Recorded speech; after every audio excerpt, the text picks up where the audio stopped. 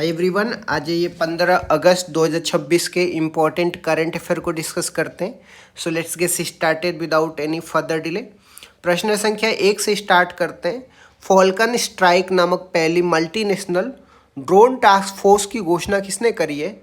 तो US central command ने करी है। यह पहली मल्टीनेशनल और multi domain attack drone task force है। यह हवा, समुद्र,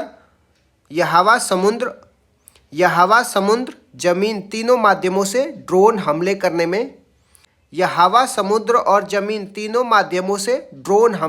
में सक्षम होगी। हाल ही में भारत में भी जयपुर से भैरव बटालियन शामिल हुई है, जो ड्रोन तकनीकी में विशेषज्ञ है। नेक्स्ट क्वेश्चन में आते हैं। 15 अगस्त 2026 को भारत अपना कौन सा स्वतंत्रता दिवस मना रहा है? तो भारत अपना 80वां स्वतंत्रता दिवस मना रहा है 15 अगस्त 2026 को। इसकी थीम की बात करते हैं तो विकसित भारत 2047 के लिए युवा शक्ति है। ऐतिहासिक घटना की बात करते हैं तो 80 वर्षों के इतिहास में पहली बार लाल किले की प्राचीर से वंदे मातरम गाया गया है, क्योंकि यह वंदे मातरम की 150वीं जयंती के अवसर है। विशेष अतिथि की बात करते हैं तो लाल किले पर पीएम विश्वकर्मा योजना के कारीगर, मुद्रा योजना की महिला उद्यमी, स्वनिधि योजना के लाभार्थी और टैक्सी ड्राइवरों को आमंत्रित किया गया। तोपों की सलामी की बात करते हैं तो पहली बार स्वदेशी तोपों का उपयोग गन सैल्यूट के लिए किया गया। भाषणी प्लेटफॉर्म की बात करते हैं तो पीएम के भाषण का 22 अन्य भाषाओं में रियल टाइम अनुवाद करने के लिए भाषणी प्लेटफॉर्म का उपयोग किया गया है। नेक्स्ट क्वेश्चन में आ जाते हैं। कुरिल आइलैंड विवाद हाल ही में किन देशों के बीच में चर्चा में रहा है? तो यह रूस और जापान के बीच में कुरिल आइलैंड विवाद हाल ही में चर्चा में रहा है।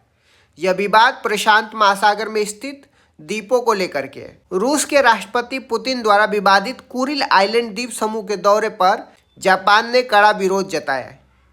यह द्वीप समूह कमचटका प्रायद्वीप और होक्काइडो जो जापान के बीच में स्थित है। नेक्स्ट क्वेश्चन में आते हैं। भारत और इजराइल के बीच में आयोजित पहले हैकाथॉन की थीम क्या थी? रेस्टोरेटिव हेल्थ केयर भारत और इजराइल के बीच में आयोजित पहले हैकाथॉन की थीम है। इसका आयोजन 14 अगस्त को किया गया, जिसका मुख्य उद्देश्य युवाओं की स्वास्थ्य चुनौतियों का टेक्नोलॉजी के द्वारा समाधान करना है। इजराइल की संसद का नाम सीनेट है और यहाँ की मुद्रा न्यू शेकेल है, तो ये भी आपको ध्यान में रखना है। नेक्स्ट क्वेश्चन में आते हैं। भारत की पहली प्राइवेट ब्रांडेड ट्रेन स्प्राइट तेजस एक्सप्रेस किन शहरों के बीच में संचालित होगी? तो यह लखनऊ से दिल्ली के बीच में भारत की पहली प्राइवेट ब्रांडेड ट्रेन स्प्राइट तेजस एक्सप्रेस को संचालित किया जा रहा है।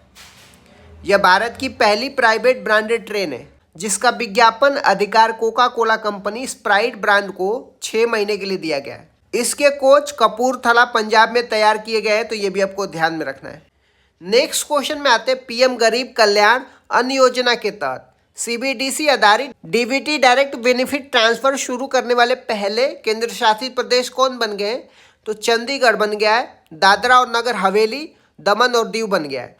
सीबीडीसी की बात करते हैं तो इसका full form central bank digital currency है। यह डिजिटल करेंसी पर आधारित डायरेक्ट बेनिफिट ट्रांसफर सेवा देता है। इसका उद्देश्य यह सुनिश्चित करना है कि प्रदान किया गया पैसा केवल अनाज खरीदने के लिए ही उपयोग हो।